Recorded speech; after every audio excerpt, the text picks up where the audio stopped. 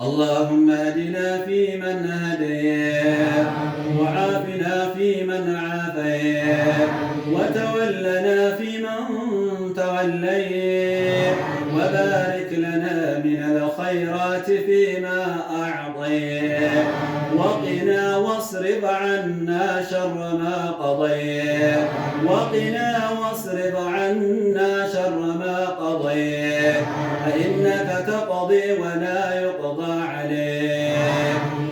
ربنا هب لنا من أزواجنا وذرياتنا قرة أعين واجعلنا للمتقين إماما.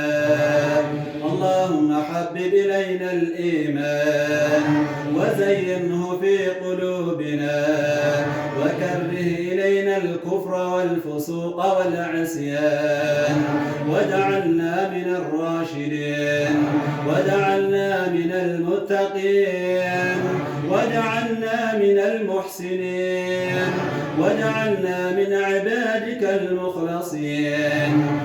اللهم أنت ترى مكاننا وتسمع كلامنا وتعلم سرنا وجهرنا، فاغفر لنا ما قدمنا وما أخرنا وما أسررنا وما أسرفنا وما أنت أعلم به منا.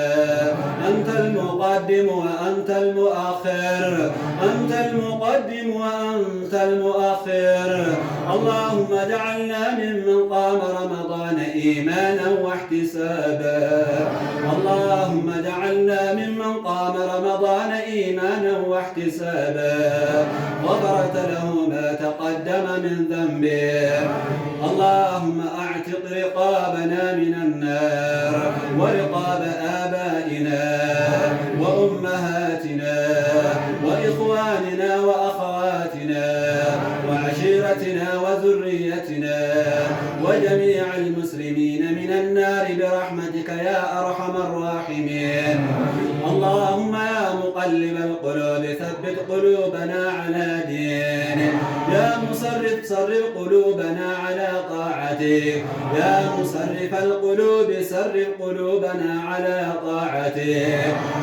اللهم أعز الإسلام والمسلمين وأذل الشرك والمشركين، ودمر أعداءك وأعداء الدين، ودمر أعداءك وأعداء الدين.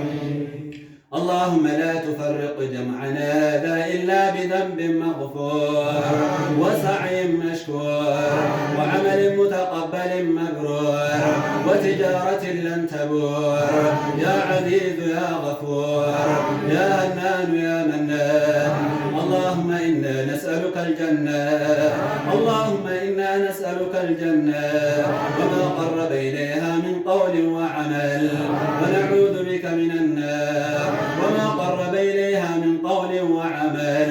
اللهم إنا نسألك الخير كله آجله وعاجله، ما علمنا منه وما لم نعلم، ونعوذ بك من الشر كله عاجله وآجله، ما علمنا منه وما لم نعلم. ربنا آتنا في الدنيا حسنة وفي الآخرة حسنة وقنا